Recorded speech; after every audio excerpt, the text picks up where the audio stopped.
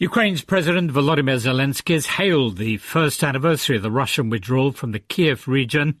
In a social media post, he said Ukrainians had stopped what he called the greatest force of our time and promised once again to free all occupied territory. Let's speak to the BBC's Hugo Bashega in Kiev. Very much of a morale-boosting statement, this, Hugo.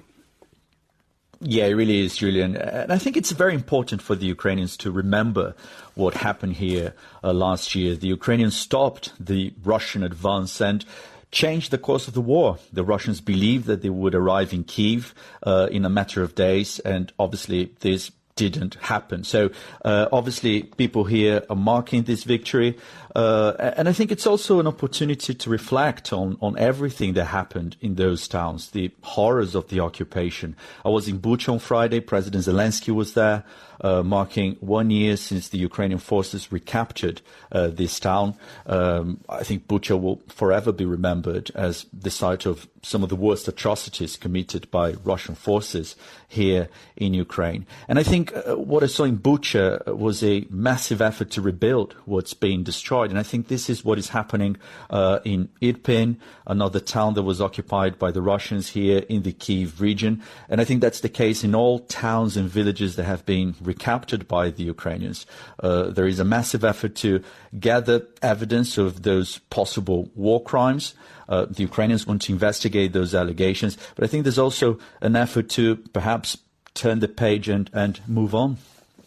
Did President Zelensky reflect at all on the battle to regain control of territory in the rest of the country? Yeah, I think the president said that the Ukrainian army will liberate all occupied territory. And I think it's interesting that when I was in Bucha, I met a resident, Lydia, who said she had witnessed the brutality of the Russian soldiers.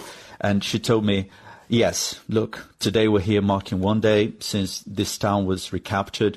But of course, the war is far from over, and thousands of Ukrainians are still living in areas under occupation. And today, civilians were killed again as a result of a Russian attack on a town in the east of the country. For weeks or months, we've been talking about the battle for Bakhmut. So perhaps in some places you don't have this feeling that the war is happening, but the war is far from over. Hugo, many thanks. That was the BBC's Hugo Bashega in Kiev. And we stay in the Ukrainian capital. And that's the sound of protesters singing the national anthem this week outside Ukraine's most important monastery, the Kiev Puchersk Lavra. Also yesterday, Saturday, demonstrators chanting Moscow priests out. The protest took place over alleged support for Russia's invasion of Ukraine by one of Ukraine's most senior clerics. Ukraine's security forces have detained the abbot of what is the country's most important monastery. They say that he's been justifying Russia's armed aggression against Ukraine. The security service also says it suspects Metropolitan Pavel Lebed of inciting religious hatred. Metropolitan Pavel, who appeared in court, denies the allegations. He claims the authorities are persecuting the branch of the Orthodox Church in Ukraine that he serves, one that was until recently formally tied to the Russian Orthodox Church. Irina Dukhenwa is a scholar of religion and international relations and an expert on the Orthodox Church from Georgetown University's Berkeley Center for Religion, Peace and World Affairs. She told my colleague Paul Henley more about this controversial cleric. He's a metropolitan, which means he's a high-ranking bishop within the Orthodox Church of Ukraine, one of the several Orthodox churches in Ukraine.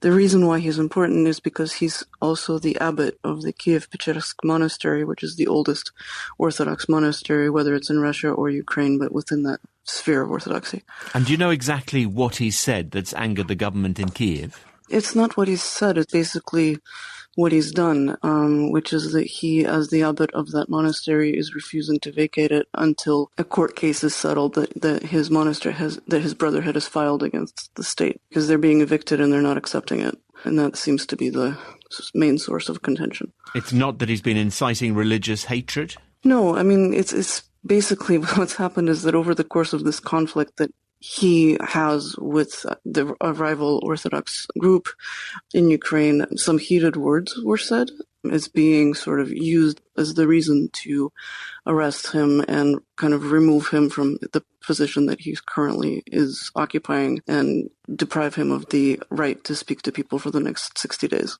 Ukraine is a fairly religious country. Tell us a bit more about the Orthodox Church there.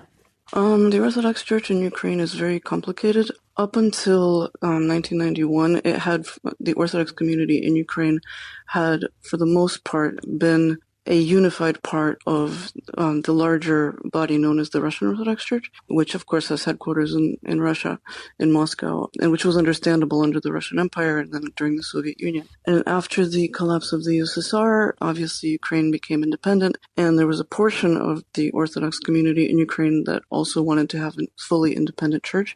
And so there was a split, but the overall broad picture is that that community has been divided for the past 30 years or so into one large portion which considers itself fully independent from Russia, and another portion which up until very recently had still had canonical ties with the Russian Church, which it has since broken.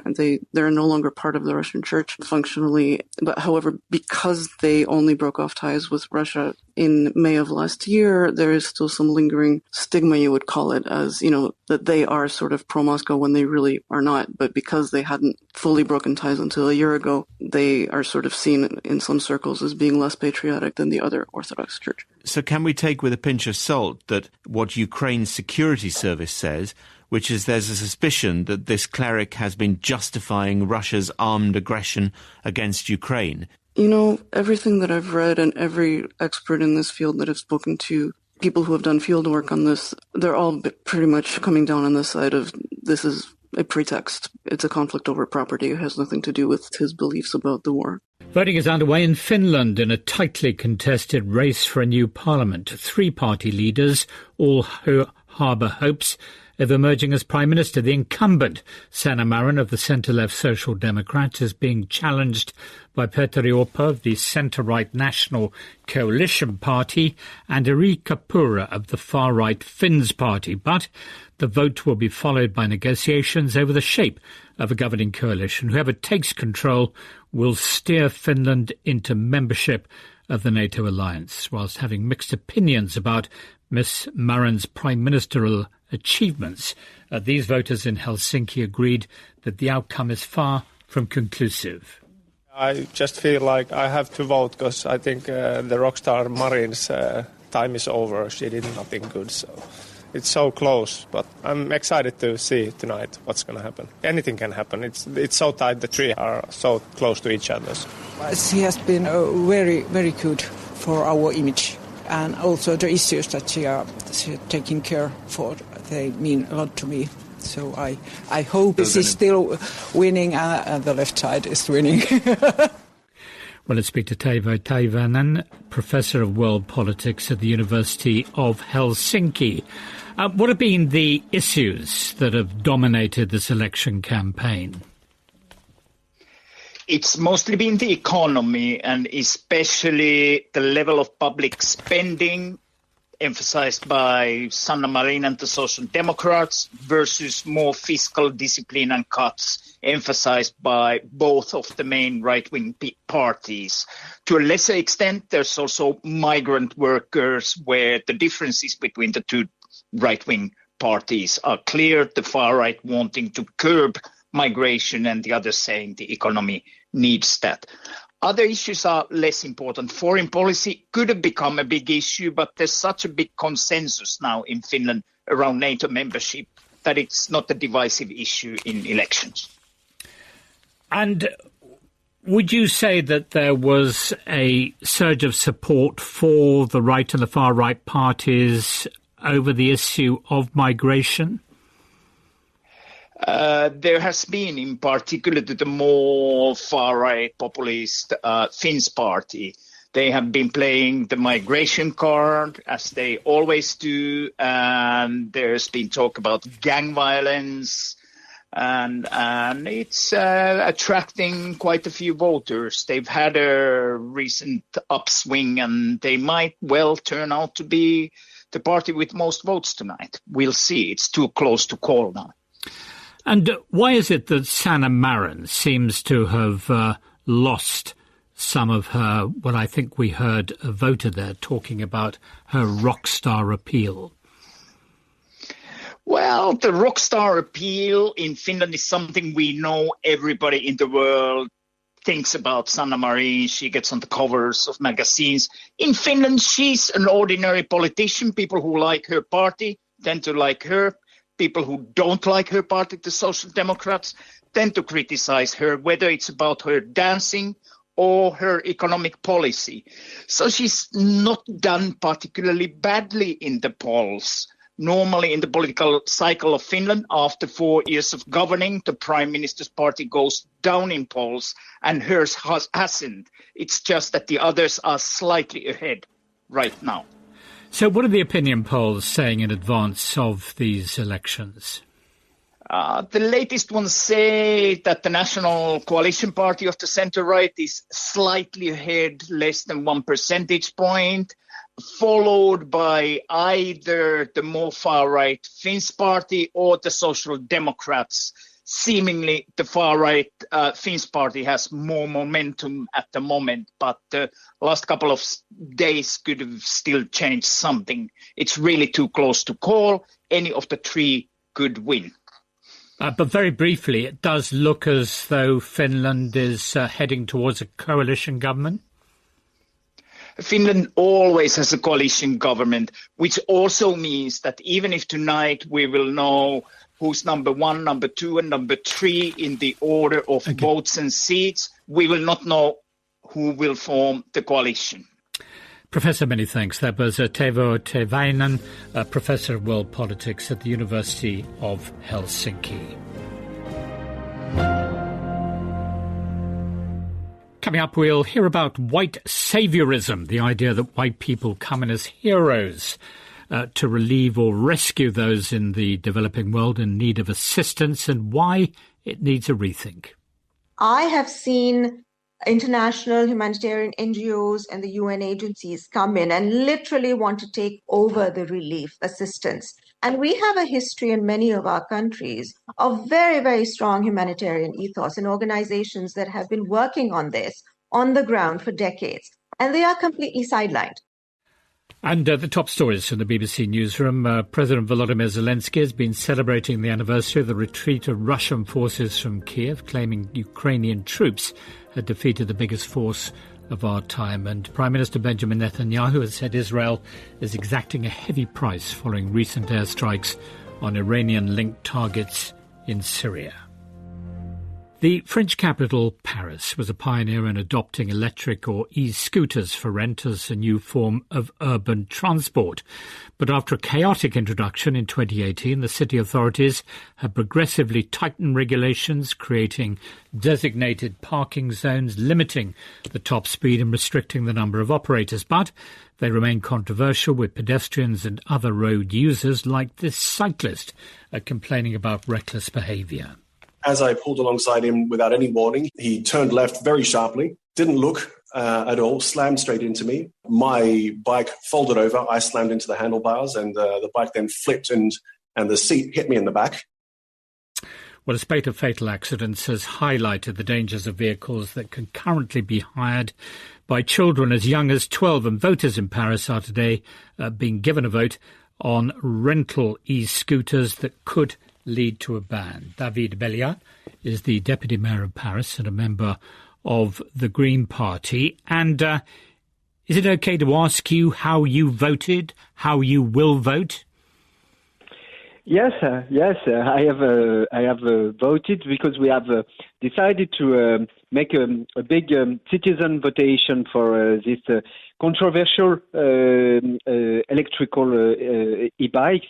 And we want to have a debate about the problems we have with this kind of mobilities in terms of insecurity, in terms of occupation of public space, and we want to decarbonate it and to make more green mobilities in Paris.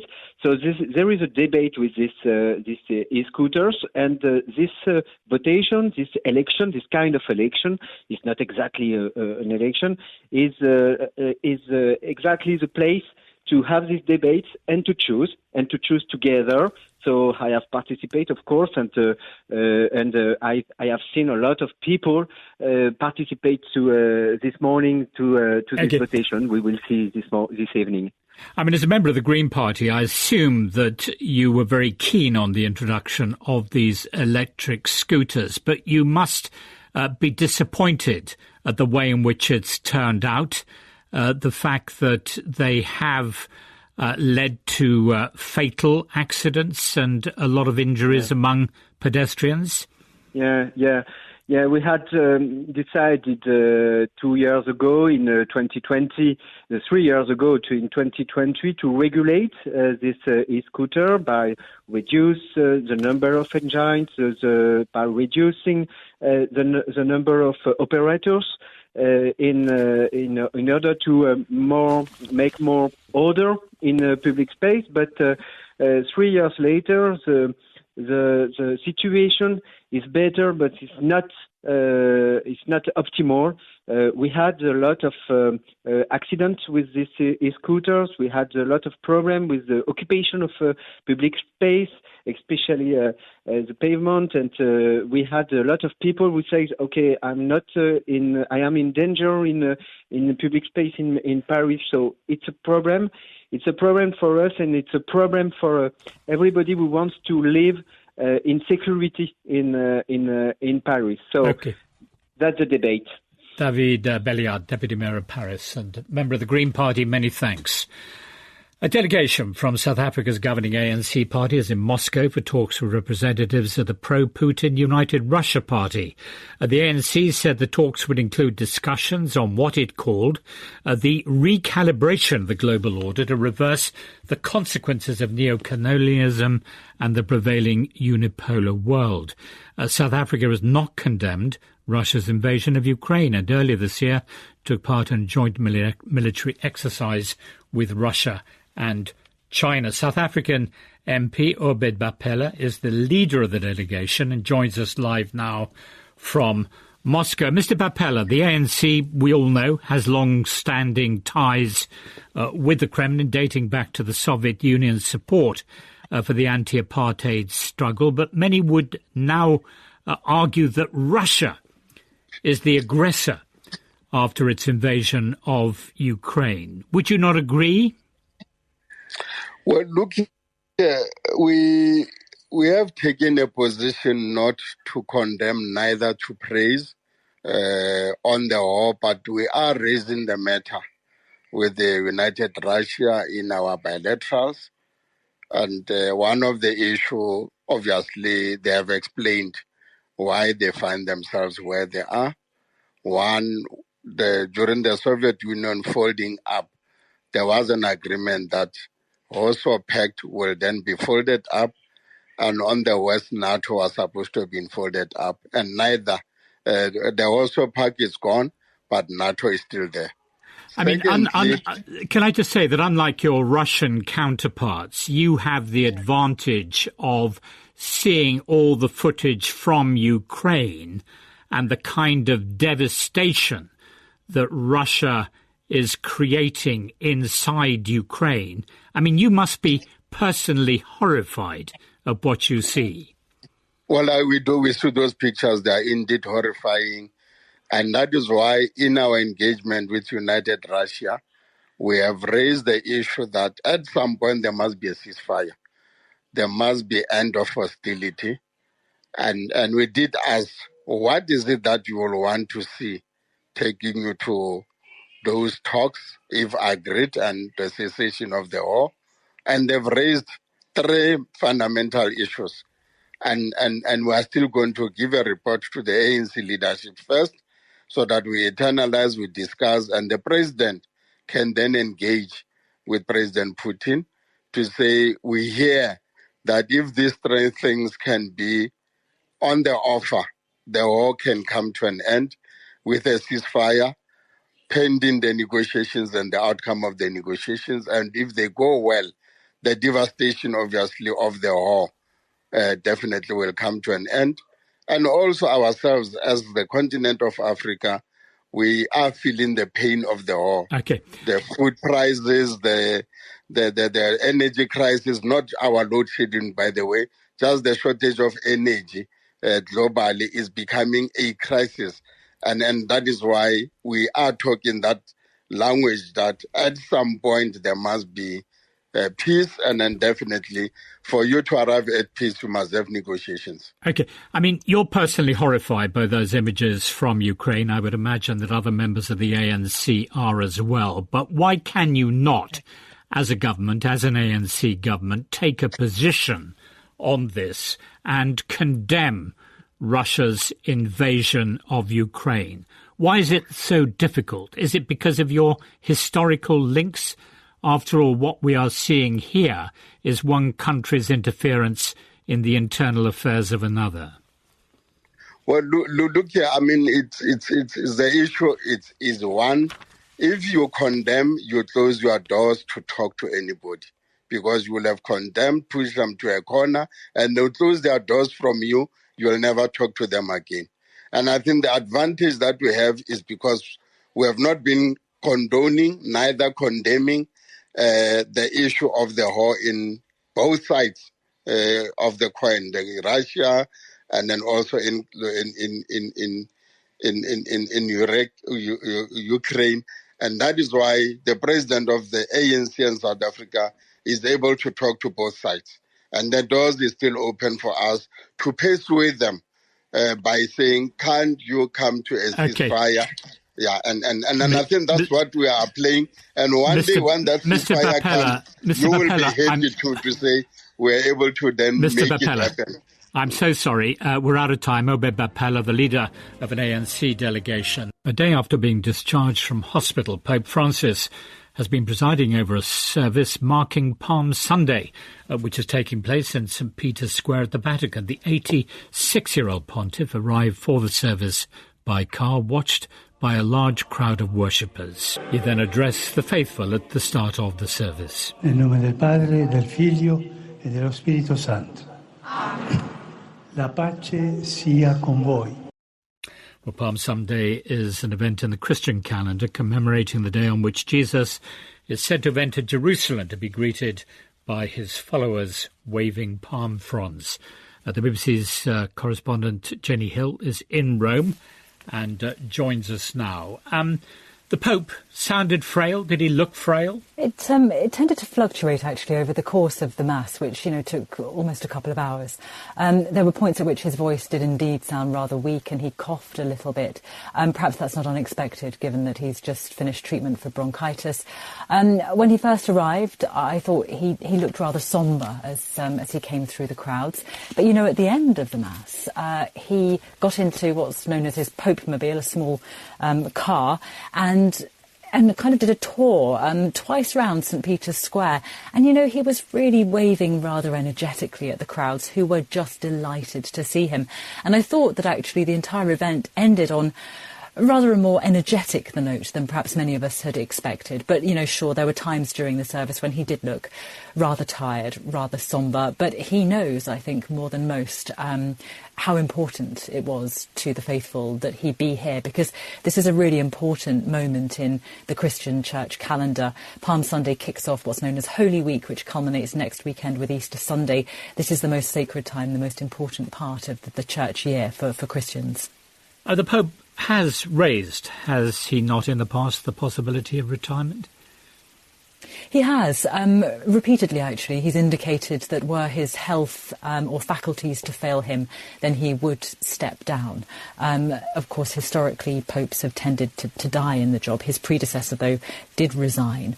And so I think that clearly, as you'd expect, this recent hospital stay has once again intensified speculation about his longer-term future.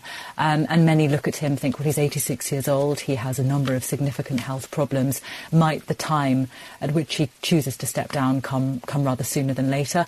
But I wonder whether he was rather keen to dispel that speculation by appearing at this very important service. And, you know, like I say, come the end of the Mass, by really making sure that everybody who'd come, the tens of thousands of people in St. Peter's Square, but also the millions of Catholics watching around the world on television, really got to see him as he went amongst the crowds, smiling and waving to them. Jenny, many thanks. That was the BBC's Jenny Hill speaking. You're listening to NewsHour from the BBC. I'm Julian Marshall. Lawyers for Donald Trump say he will surrender to a court on Tuesday after becoming the first former president to face criminal charges. News of his indictment has been met with fury from his Republican supporters in northern Kentucky. As in much of America's Midwest, the political map is fluid. The state assembly is controlled by Republicans, but the state governor is Democrat. That job is up for grabs in just 7 months' time. One of the candidates is Eric Dieters, as staunch a Trump supporter as you can imagine. NewsHour's James Menendez is currently in the United States and asked Mr. Dieters first for his reaction to the indictment of a man he regards as a friend. Not worried at all, because I believe that this is a political prosecution. It is true we don't know what's in the indictment, so there could be some surprises. But based upon the leaks that have come out, this seems to be all about the hush money payments relating to Stormy Daniels. And I want to stress as a Trump supporter that Trump denies ever having the affair with Stormy Daniels. But we'll see what happens. Why do you say it's politically motivated? I mean, this is a criminal case that will go before a court and due process will be followed. Where's the politics? Well, I see this as a dual issue. You're going to see the political process with the media and social media where the Trump supporters and everybody and Donald Trump is going to defend himself in the forum of public opinion. And at the same time, the legal process will have to play out. But if Trump doesn't defend himself in the world of public opinion, he'll get ran over in the legal and the political process. So it's going to be both. What do you think it'll mean for his support next week? People around the country seeing him appearing before a court to be arraigned. Will that harm his support, do you think? No, I don't think it will. I think there's going to be people on the edge and margins of Trump that this actually, and this is hard, garners him sympathy. And I got a prediction to make. His mugshot will be the leading shirt seller in the Trump merchandise world. So this could actually help him, do you think? I think it will. I think this will help him politically, as bizarre as that sounds. Well, it is bizarre because it isn't great that hush money was paid to Stormy Daniels. As you say, he denies ever having an affair. But there is clearly something that needs to be investigated here. I mean, it's not a great look for a former president of the United States, is it? Let's shoot straight. Obviously, no one, Donald Trump or no one, would ever want it to be disclosed that he was accused of having an affair with a former porn star and paid $130,000. So in a perfect world, yes, that's not necessarily a good look. The problem for the Democrats is that Bill Clinton changed politics in America forever. And what he changed is it used to be a sex scandal, you were done. And he survived the sex scandal. And for whatever reason, I think it's probably because of the time and age we live in. And should he continue his candidacy? Should he continue to run? Absolutely. And he's going to be in a very defiant manner. One thing that I feel bad about. Will he be the candidate, do you think? Oh, there's no question. His poll numbers went up after he was impeached. His poll numbers are higher than they've ever been. He's up 30 points on Ron DeSantis in a crowded field right now. If everybody that runs we think is going to run, there's going to be like 10 people running. Trump has got 50% of the vote. Nobody will defeat Trump. Trump will be the Republican nominee regardless.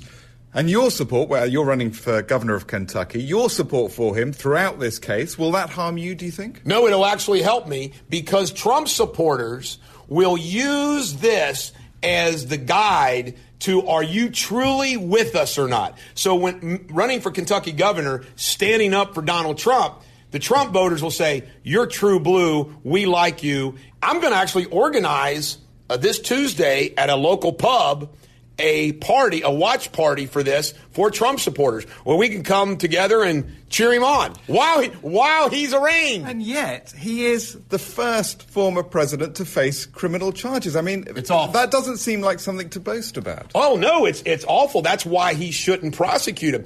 It hurts America's standing in the world for Bragg to be doing this to a president, because America has always had this great moral authority. And Putin, Xi, Kim Jong-un, and the rest of them now get to mock us by saying, you act like you're so good, your former president's being prosecuted for a crime. Former President Trump's opponents would say that he has done more than anybody to diminish America's moral standing in the world. I mean, what do you say to that? I would completely disagree. The problem with America's standing in the world is Joe Biden. Donald Trump kept us at world peace and economic prosperity, energy independent. I mean, it was proven. What about his personal morality? Well, the American public does not care about his personal life morality, but I can tell you this. His public morality of what he did for working class Americans, that's more important. White saviorism can be thought of as the belief that white people are here to save, help, teach and protect their non-white counterparts, and it's become a widely used critique of some of the thinking behind international aid. Pakistani-born Temriz Khan, an international development expert, has just published a book about white saviorism. We brought her together with Patrick Wyatt, CEO of the aid agency Christian Aid. I first asked Temriz Khan for some examples. Well, one of the main examples I can give is basically the idea of international organizations, which include bilaterals, multilaterals, and NGOs from the Western world coming into countries like mine in the global South, and in a way deciding what is to be done, who it is to be done for, and how it is done. And that stems from the idea that everybody in my part of the world is unable to manage our own development. So the whole idea of donor funding, for instance, is an act of white saviorism in that it takes complete control of the process. Patrick, is Christian Aid guilty as charged there by Temriz? I hope we're not, but I think Temriz is touching on a genuine problem, which is that the international development sector as a whole has been much better at talking about people in poverty and for people in poverty than it has been at listening to, learning from people in poverty and responding to those people. And layered behind that is a kind of racialized hierarchy of value. So, Temriz, how should international aid work in a way that is beneficial for a local population, a way in which they have more of a say in the way in which it is beneficial to them? Look, I mean, I've been asked this question a number of times, and we've even in response to the book have been asked, does the book give us any answers? And my simple answer will be no, it doesn't give any ready answers, because I think we're not at the point yet where we can actually discuss the how. We are still at the point where we need to discuss more about the why. So why has this been happening over the last number of decades? And that conversation has just begun. We need to first decipher and unearth what the impetus behind the objectives of international aid is. Is it altruism? Is it politics? And I think those discussions aren't happening yet. And once we get into those discussions, then only we'll be able to see, okay, so what is the how? How can we change this? Patrick, at Christian Aid, who takes decisions about how the money is spent? So we're a partnership-based organization. I mean, we've got to recognize that, we have resources and position and power that poorer communities don't have. And so we can't wish that away by working alongside local and national civil society partners. But we do very deliberately invest time in accompanying partners, giving them a lot of the decision rights over how resources are spent. And we very intentionally don't have large numbers of staff in the countries in which we have programs. We are seeking to ensure that it is people who actually understand the context in which poverty is being tackled who are shaping those program priorities. Temriz, do you take exception to the portrayal of those in the developing world as victims in fundraising by international development agencies? Simple answer, yes, but I think it's not just about fundraising. Fundraising is just one small aspect of the overall international development sector. Overall, the sector itself, the ethos behind it, is portraying its, as it calls, quote unquote, its beneficiaries as victims of, yes, a very, let's say, a patriarchal society or a very corrupt society or a very overly religious society. And that in itself is very problematic because you're still portraying the impression that things are not right and we are the only ones who can make that right. That also takes away a lot of our agency. It takes away our dignity, for sure. Patrick, your response to that? You know, there are problems, I think, that the NGO sector needs to hold its hands up to in terms of many of the stories and images that it has used and continues to use, which perpetuate, I think, inaccurate stereotypes and tropes. And lying behind that, I think, is a deeper problem, which is that knowledge, language, culture of people living in poverty tends to be devalued and denigrated. And there's a very long history of that, and that's a history that has its roots in the colonial experience. Temriz, presumably you would distinguish between development and emergency aid, that emergency aid should continue to be forthcoming. Absolutely. There is a very important distinction to make between development assistance and humanitarian assistance. And humanitarian assistance, absolutely, it's a non-negotiable. Literally, if you talk about white saviorism, that is probably the starkest example of, white saviors coming in to save us from earthquakes and floods and famine and what have you. But if they don't, who does? It's not if they don't, who does. It's about what your role is.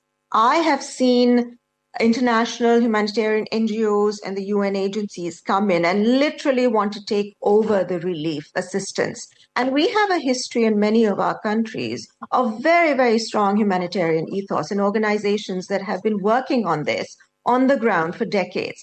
And they are completely sidelined. It's not that their assistance is unwelcome. It is welcome. It's just a matter of how they want to come in and work with us as opposed to not with us. Patrick, do you recognise those criticisms? I do. And I think the really important point that Temri's made is that the first responders in any humanitarian crisis are the affected communities themselves. And, as a faith-based organisation, we see that very clearly. Often, the first response is coordinated through the local mosque, through the local church. It's only later that international humanitarian responders come in. And what's crucial is that they are building on that foundation, not cannibalizing it. That was Patrick Wyatt, CEO of Christian Aid. We also heard from Temriz Khan, an international development expert. You're listening to NewsHour.